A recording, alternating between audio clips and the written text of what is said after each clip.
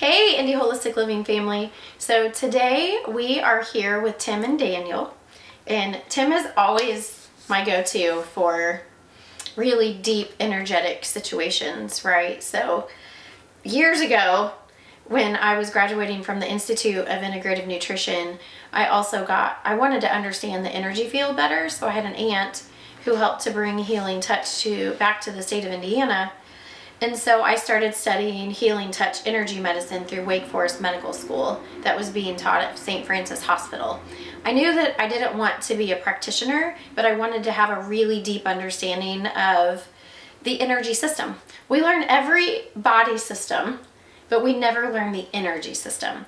And to me, that's probably the most important, what we should actually start with when it comes to anything in our life. It's a system that we don't understand. And through the years of doing this, because I've been doing holistic health for about 20 years, I've been a part of all the different fads and seen all the new trends. And it's interesting watching so much grow.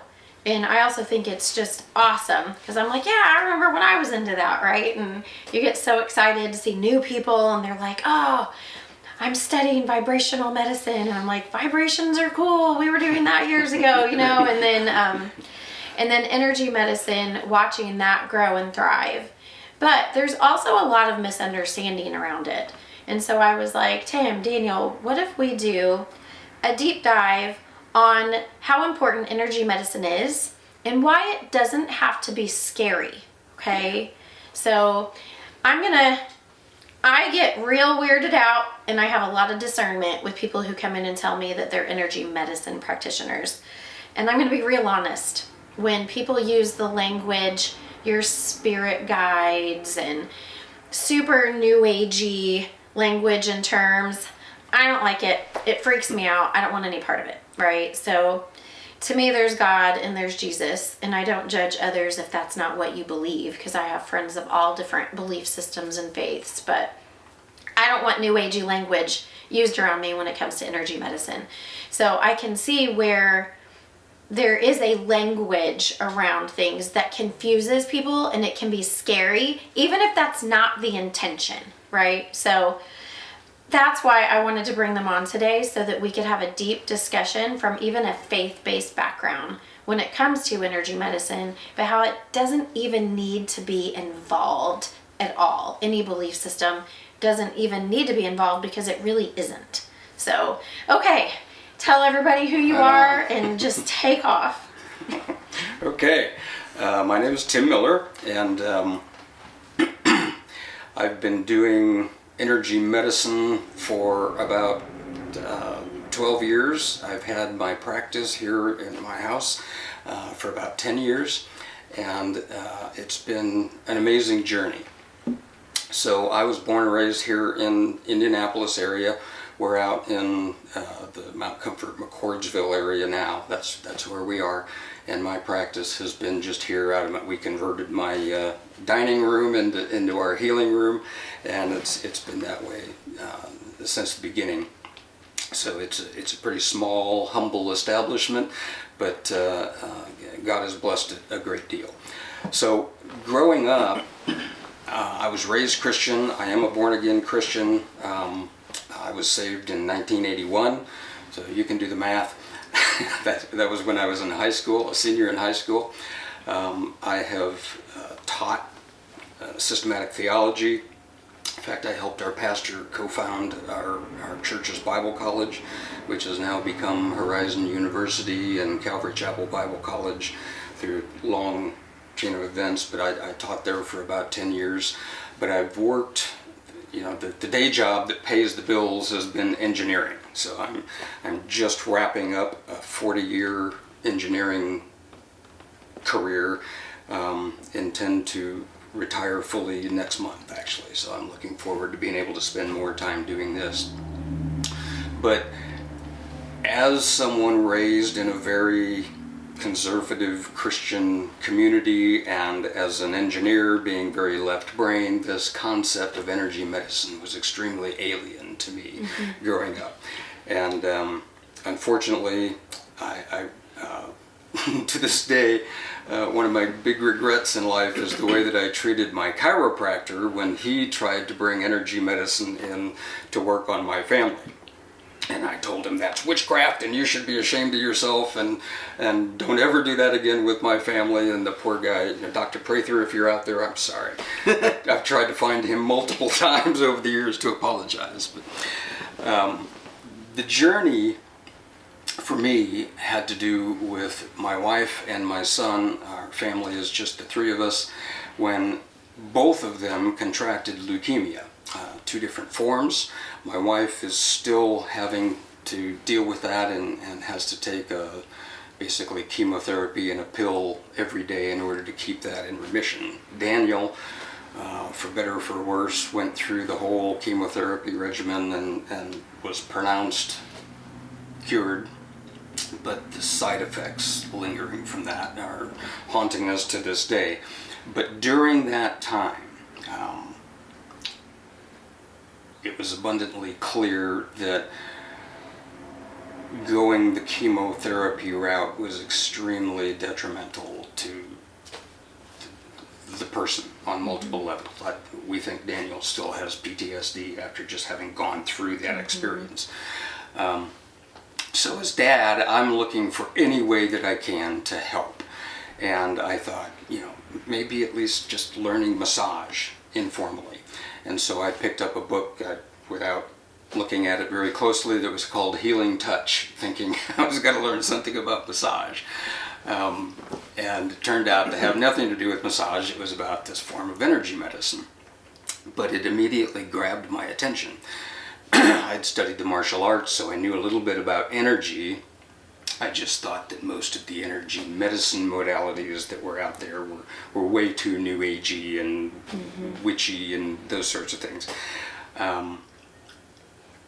But this particular system, and I believe to this day God led me to that book, no question about it. This system was developed by a registered nurse, and it was intended to be taught to doctors and nurses and to be used in a hospital setting.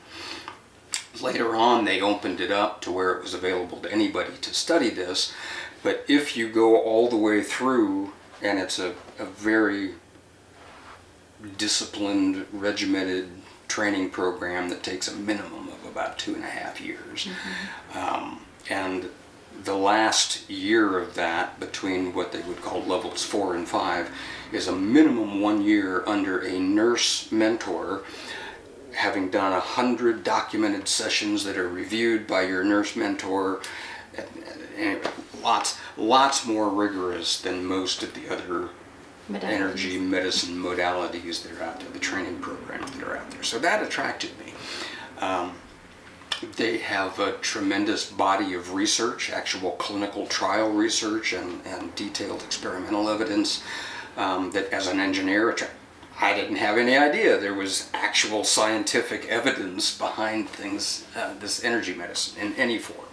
Turns out there's oodles of it, and so I just feasted on that kind of evidence. And it got me curious enough that by the time I read the book in a day or two, and by the time I was done, I immediately Googled whether there were classes around, and it turned out that within 2 days there was a local class. I was able to find, to get into that class with 1 day's notice, and started that day, and it was extremely eye-opening, and I made a deal with the Lord right off the bat. I said, if I'm going to do this, you're going to have to be here with me and lead me through this, but you're going to have to show me that there's nothing about this that contradicts your word and my faith. You're going to have to give me direct evidence that there's something real here going on, and this isn't just placebo effect or whatever you want to call it, which is a whole other thing that's very important. And I want to hear from lots of people that have firsthand, not my brother's sister's cousin, that have direct experience with this and have had demonstrable, powerful experience. And my gosh, God just came through in spades with all of that. And so the entire journey has been just one confirmation after another that in its right context, which is what we want to talk about today, it doesn't have to be spiritual. It doesn't have to be religious. There's plenty of evidence basis for this, and it's extremely powerful and extremely important. So that's how I've kind of crafted my practice around that. I see lots and lots of people who are from different faiths, and I have no problem with that. I'm not here to sell you anything that you don't want to buy, okay? But in the same way that your doctor can be from any of 100 different religions, I'm not interested in his religious background because I believe that he's studied what it is that I'm going to him for. He understands what the respiratory system is. She understands what the digestive system is, and are able to work on that at an objective level without bringing anything spiritual into it. The energy system is just another one of the systems in our bodies that God created from the beginning, and it's extremely unfortunate, in my view, that in this part of the world we'd still know so little about it. Other cultures have known about this and have worked with it very successfully for thousands of years. And as it's now, I was going to say creeping into, but we're actually beyond that. It's got a good foothold and it's gaining traction, and I think in general that's good. But one of the problems is that because it's not recognized by conventional Western science community and the medical community, they won't have anything to do with it, for the most part. Thankfully, some of that is changing as well. But consequently, there's no real oversight, there's no governance, and that can be a double-edged sword, but it lets it be the Wild West, is kind of the culture that we're in this realm. Because it's been more or less pushed almost underground because of this lack of recognition and even active suppression of it by the medical community and some of the science community. People who want to practice this, people who understand it, people who believe in it, people who want to receive it, have to kind of go outside the system, and consequently there's just no regulation, there's no governance.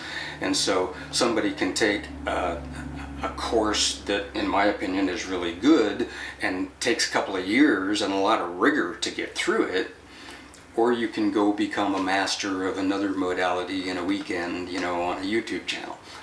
Can you talk about why that's not intelligent and why that's scary?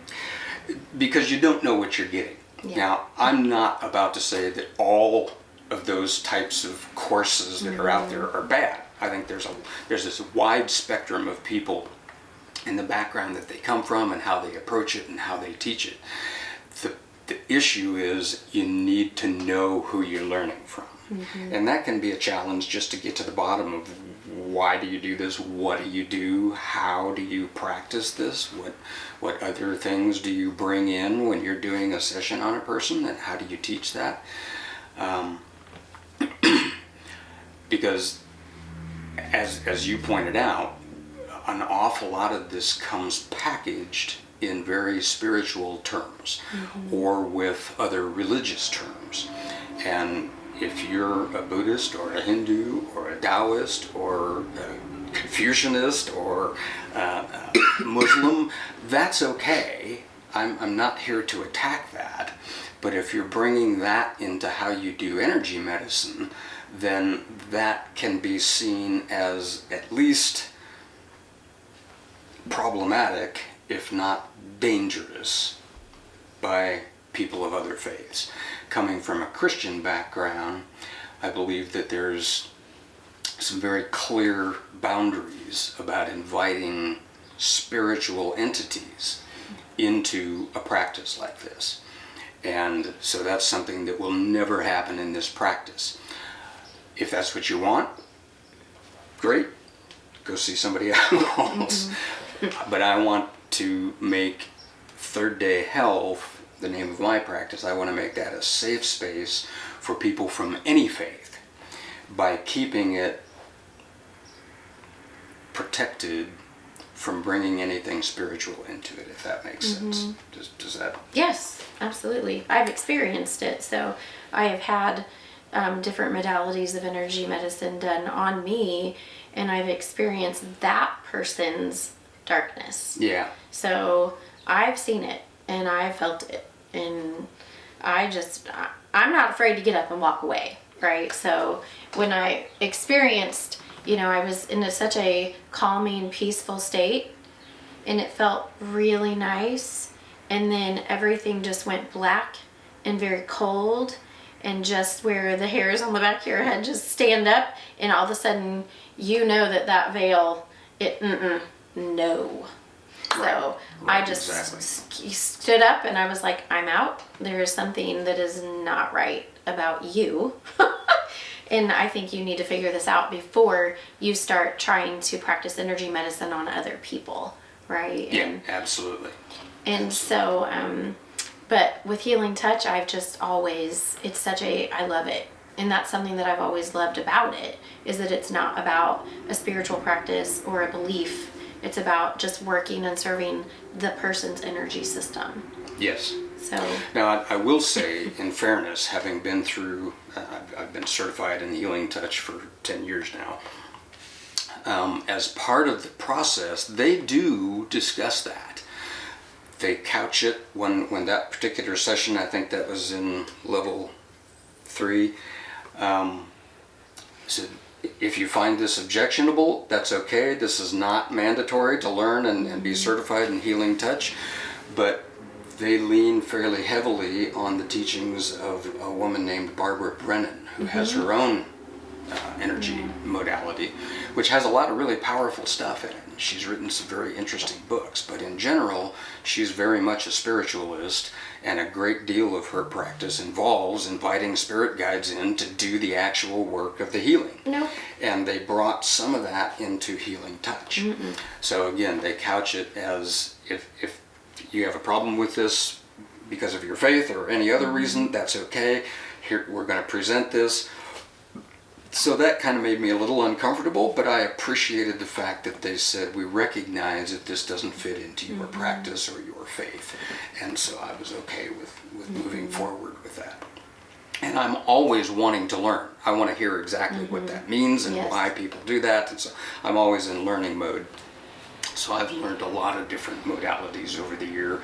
And my practice has grown beyond Healing Touch by quite a bit. So even though I'm still certified as a Healing Touch practitioner, I don't advertise that that's what I do, so that nobody's surprised if they came in Now, if that's what you want, I can stick to that. That's not a problem. If you've heard about Healing Touch and you want to experience that specifically, we could do that. But I've been able to bring a lot of additional ideas and things that I've researched and things that I've found that add to that practice into my work here. So just to continue the kind of biography, so as Daniel was going through all of this, and I eventually learned Healing Touch and was able to start working with him, we found that was one of the very few things that actually helped.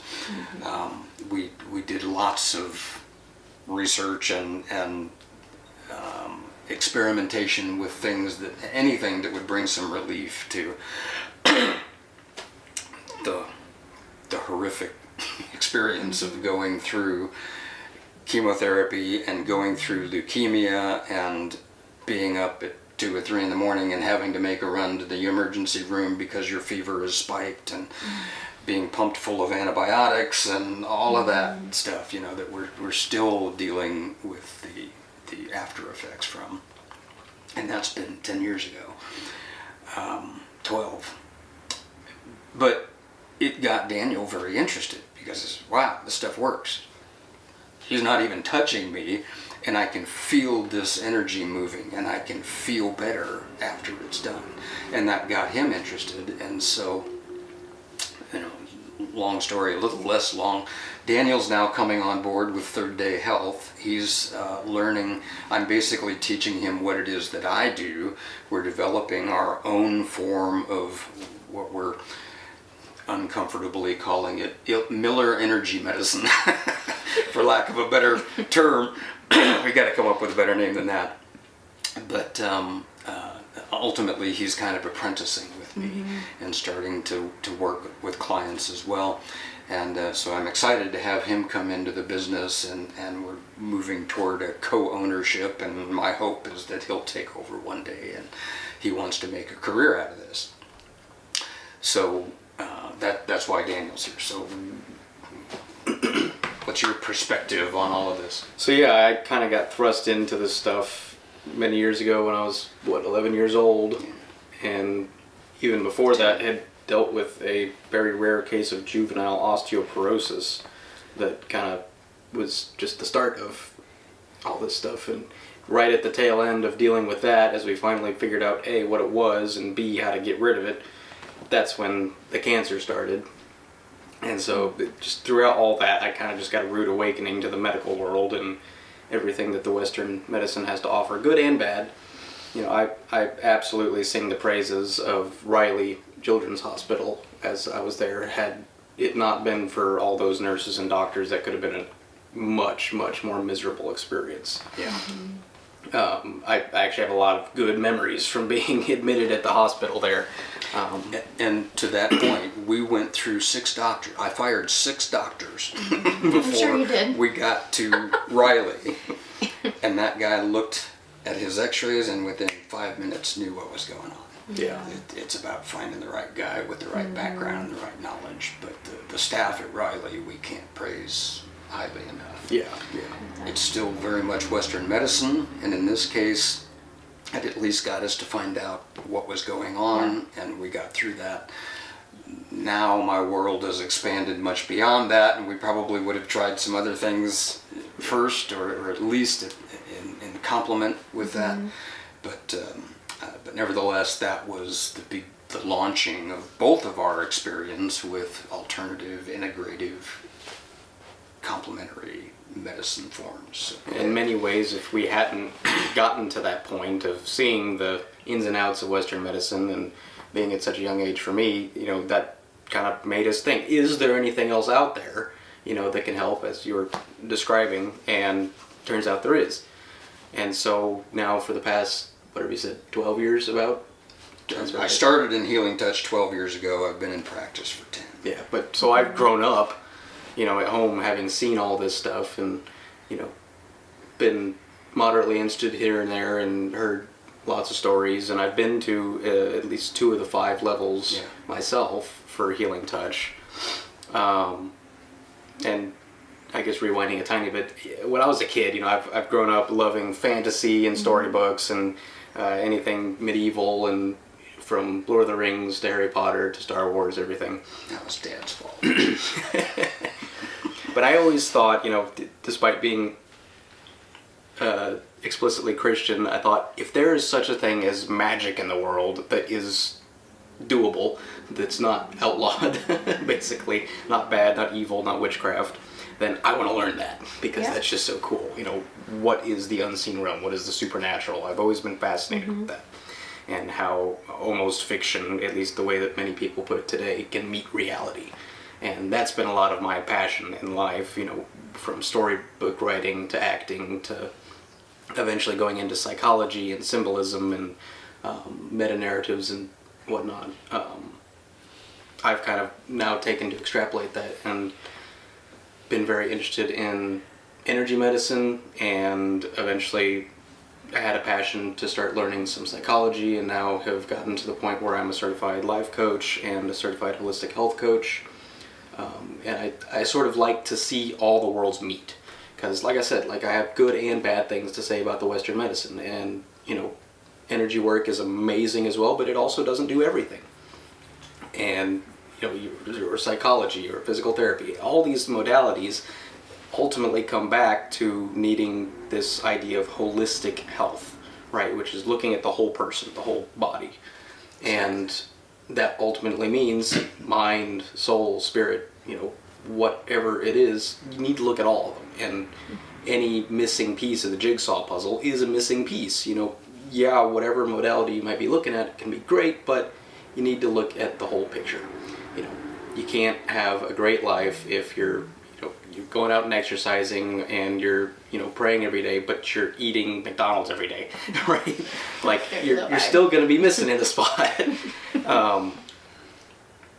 So yeah, that my passion kind of comes into making it meet and having that synchronicity of seeing, okay, well, here's the themes of your life. Here's where psychologically you might be bad, or diet-wise, nutritionally you might be bad. Here's where spiritually you might be coming a little bit short, and making all those ends meet. So ultimately coming into Third Day Health with my dad, I've kind of had a passion for trying to just teach people mostly. I'm kind of coming in with the expectation and direction of being a practitioner to directly help people with these things, but my ultimate end goal is to be able to just teach all these things. But I kind of want some experience first, so I know what I'm talking about. Counseling, coaching, talk with people, teaching. Network with people. Yeah. But yeah, I think it's just something that's sorely misunderstood or not understood at all in the current day and age, to make all these worlds meet. Because you look at Western and Eastern medicine, the fact that we have to distinguish between those two, in my mind, is a problem. Right. Yeah. It should We're be not medicine learning from each other. right? And we end up building up these walls and these boundaries, and no one decides to look on the other side. Right. So Daniel tagged into kind of a central philosophy, which is not unique to us, but has been a guiding principle for Third Day Health, and that's to look at the whole person. The Bible, the colloquial term is always mind, body, spirit, right?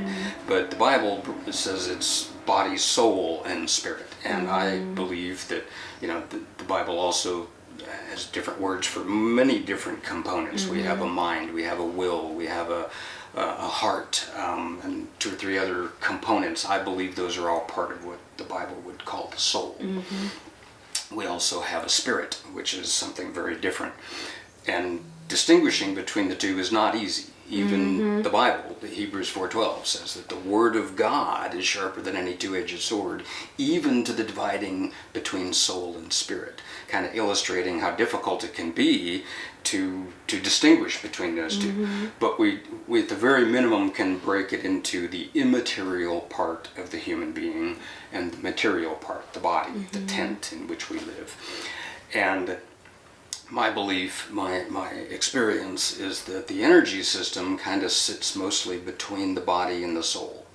Okay? It's the part of us which connects the immaterial to the material. And as such, when there's problems in the energy systems, that can manifest psychologically, mentally, emotionally, as well as physically. And I've seen sometimes, I always say, I've been doing this for 12 years and it still amazes me every time I see it work. It's phenomenal to see how well this works at so many things, whether it's physical pain frequently, processing of emotional trauma especially, and just clearing out the gunk that the energy system gets clogged up with so much. So many people come in to see me and they have a very difficult time putting into words, because our culture doesn't have a lot of good words for the way a screwed up energy system makes you feel. And so we listen very closely to what's being described there. But in the end, although most of what we do here is purely working with that energy system, it does tie into a bunch of things, but it may or may not be the root cause. And when we're looking at a holistic approach to health, we're always searching for that root cause, right? That's nothing new. Sometimes that's in the energy system, in which case Western medicine is never going to be any help. No. Sometimes that's in the soulish realm, whether we're talking psychology or emotions or intellectual issues, problems with patterns of thinking and thought processes and things like that. Other times it's in the spiritual realm. We have 3 different components, and any one of those is capable of producing or becoming broken. And having a root cause in any of those things. So spiritual counseling can be decisively important at finding out what has ultimately didn't get noticed until it showed up in the physical realm, you know. And it turns out sin is a thing, like God has always said, and spiritual problems, even to where people can be dealing with spiritual entities that are problematic, negative spirits. Demons is one word that is appropriate for some of that. But I think there's more than just demonic entities out there as well. And once in a while, somebody comes in here with that going on, and that's what we need to take care of. And so at that point, you know, it's not so much energy medicine anymore as we're now into more spiritual counseling. Spiritual warfare? Yeah. In fact, the first time that happened, I'm fairly sensitive to that, and I can pick up, like you were describing, when there's something like that going on. But in this case, I think it was actually hiding. And we went through an intake, and the person got on the table to start an energy session. And it was about the time that I got to her solar plexus and heart chakras that something raised up and bolted out of the house, and it actually shorted out the Wi-Fi system. It reset my thermostat. Wow. The lights flickered, and I had kind of started to get an inkling that might be what's going on, because as she was just sitting and we were talking, I have a CD playing, just soft music in the background, and it was skipping and staticky and bouncing around all over the place, and I'd never done that before. And then I saw the lights flicker once when we started to work, and then all of this came to the surface, and luckily I didn't have to deal with it directly. It didn't want to have any part of what was going on, and it took off all by itself. That's pretty rare. But thank God. Literally. But as a holistic practitioner and dealing with something that does have to do with the immaterial parts of human beings, we sometimes run into that. That's not super common, but it exists, and I'm very thankful that God has brought me through a number of experiences, and that's part of my practice as well. That's not something that I bring to the table automatically when someone comes in. Like I said, I want to keep the spirituality, for the most part, out of it. I will ask my clients when they come in, how are you doing spiritually? How do you practice your faith? How's that going for you? Do you feel balanced spiritually as well as mentally and emotionally and psychologically and physically? You know, how's your diet? How's your sleep? All the basic questions about that. So we're always looking for balance and looking to coach in ways that can help restore that balance. So many times people come in here and they're way out of whack for multiple reasons, and it's often not till something shows up physically that it even starts to get any attention.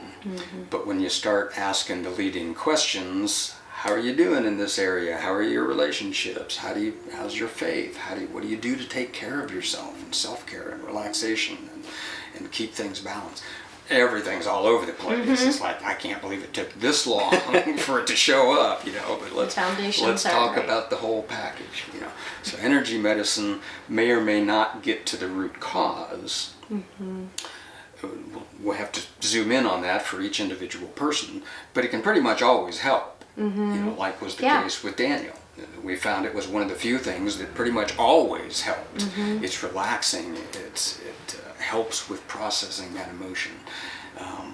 It can help deal with things that have been suppressed or repressed psychologically, and trauma and things like that. So there's and Daniel, as he's coming into the practice, he's much more oriented toward that kind of counseling, coaching side, and looking at this big picture stuff. That's always been something that I do. He's just more, how would I say it? That's more of who he is. Okay, that's where his talents. Well, he has real life experience, right? Yeah, very much. So that's going to shape what type of practitioner he is. So Makes the best being the kind. engineer, I bring the analytical side. So I'm trying to get to the bottom of exactly, okay, we need to fix this, this, and this. He's a much better coach. It's important to look at at least of 3 different parts of the person, but it's also true that problems in any of those 3 or solutions to any of those 3 affect the others. Yeah. You know, you can have really bad mood swings from a bad diet. You can have a better time detoxing with some energy work. You know, it's not that they're mutually exclusive. And the whole idea, again, with the holistic is not just look at all 3. It's no, all 3 are kind of the same thing. You're just not approaching it maybe with all of them in mind all the time. How old are you? I'm 24. Isn't that awesome? You know, it's just awesome to have a 24-year-old man here with so much life experience who now wants to use his experience to serve others in the world of true holistic health. And you don't see that a lot at your age. And that is part of why I'm passionate about it, because when I look around at my friends and peers and coworkers, I think, guys, you know, why are you complaining about all this stuff? Don't you know there's solutions out there? You know, people who are disillusioned with life, or just almost everyone I know has some kind of psychological instability or disability, whether it's ADHD or autism or just bipolar disorder, personality disorders, whatever it is. It's like almost everyone has that. And growing up, even in my own time, that wasn't a thing.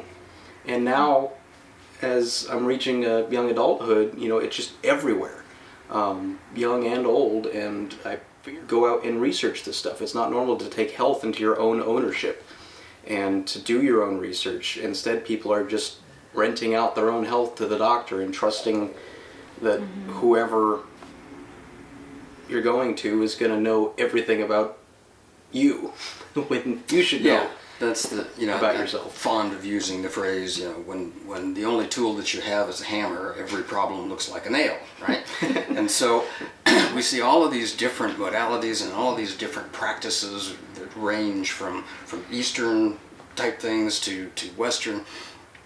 And everyone that's been trained in a specific modality, whether it's healing touch or whether it's a medical doctor, osteopathy, chiropractic, you know, they bring their tools to the table. But what frustrates me so much about many, not all, thank God, is that they want to believe that everything can be fixed with their hammer. And that's just not so. No. We need to dig into people's lives, not dig, but, you know, have the conversations to shine the light on everything that's going on in that person's life, to really understand what's out of balance and what is it really going to take to fix that. Integrative, and I say that Yes. all the time. Yes. All the time, you know, because people come into the apothecary and I've already tried Western medicine and what they have to offer, right? And it's a chronic health condition. Western medicine is going to save your life, and it's amazing for acute, Absolutely. right? Praise the Lord, we have them. But, you know, people, and then they've tried functional medicine, right? And then I've had way too many labs, it's the same story. It's like, it's become a broken record. And so they come into the herbalist and they're like, do you have herbs to fix this? Yeah. No, because it doesn't work that way. It's everything you just said. If the foundations aren't there, herbalism is designed to support you in the healing process. And, you know, we've raised our son, you know, Olson knows all about energy medicine, all of that. You know, his first doctor was a chiropractor, right? So I think my own opinion is that if every human could have chiropractic and energy medicine in their lives, can you imagine how healthy we would be? And nutrition. Yes, well, if people would automatically think when there's a misalignment, something is wrong, right? Man, I need to go get adjusted and have my energy checked, right? Like, I need all this just smoothed out. I need reset here. And if every person thought that way, can you imagine how healthy we'd be? Right. Yes, it's just, I don't know. Wouldn't fix everything, but so much. It's just, it would be so preventative. Yes. Yes. You know, like, exactly. talk about preventative, just amazing. And it's just such a high vibrational way of thinking and living, and that's why I love energy medicine. Yeah. I do, and I love chiropractic. Those are like my two Yeah. favorite go-tos. And just having that level of support for normal functioning systems would make us so much more tolerant of all the toxic crap that's going on in the environment around us. I believe one of the main reasons that people are so easily affected by all of those toxins is because they've lost the basic support structure of movement Yes. and food, nutrition and sunlight, and the things that our parents and grandparents and on back, just normally got as in the course of the day, made people, not always, certainly not that there wasn't disease, but in general people were healthier and had better food and better movement and better schedules and less stress, to some extent.